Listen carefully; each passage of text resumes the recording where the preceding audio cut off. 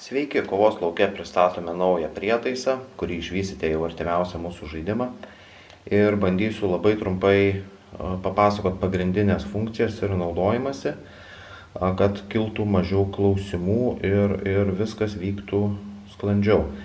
Pirmoji komanda šį prietaisą turės savo neutralioje zonoje, vadinamame mertveke.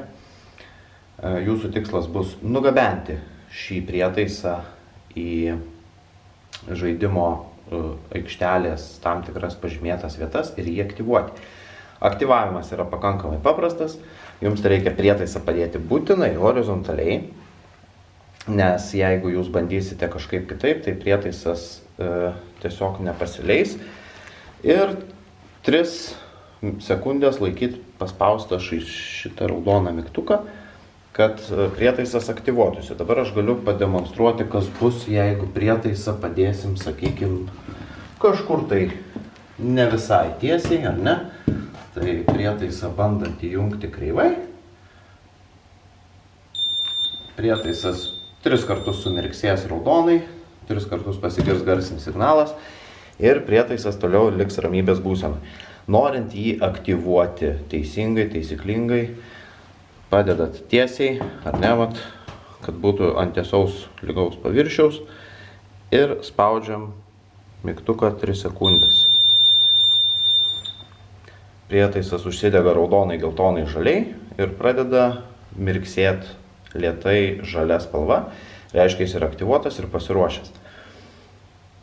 Jūsų darbas šį prietaisą ginti, apsaugoti ir trukdyti perimti kitai komandai. Taigi antroji komanda prasibrovę pro priešo linijas, prieėję prie pažymėtų vietų, kuriuose yra, sakykime, šitie prietaisai, jūs randat prietaisą aktyvuotą ir šitaip mirksintį. Jūsų užduotis yra jį parnešti į mirtvaką ir deaktyvuoti. Yra vienas nedidelis kabliukas.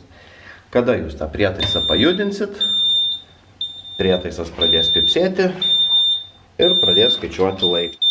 Laikmačiui pradėjus skaičiuoti laiką atgal, jūs turite 5 minutės, per kurias jūs turite grįžti į neutralią zoną, kurioje jūsų lauks štai tokia neutralizavimo dėžė. Šone, čia gal nelabai matosi, pabandysiu arčiau. Šone jūs rasite tokią jungtį, į kurią jūs turite įjungti neutralizavimo prietaisą ir paspausti geltoną mygtuką. Ir štai likus 3 minutėms 37 sekundėms prietaisas buvo išjungtas. Reiškia, tašką gauna išminavimo komanda. Jeigu nespėjot, tai tašką gauna kita komanda. Tikslesnės taškų dalinimo taisyklės sužinosit rikiuotės metu.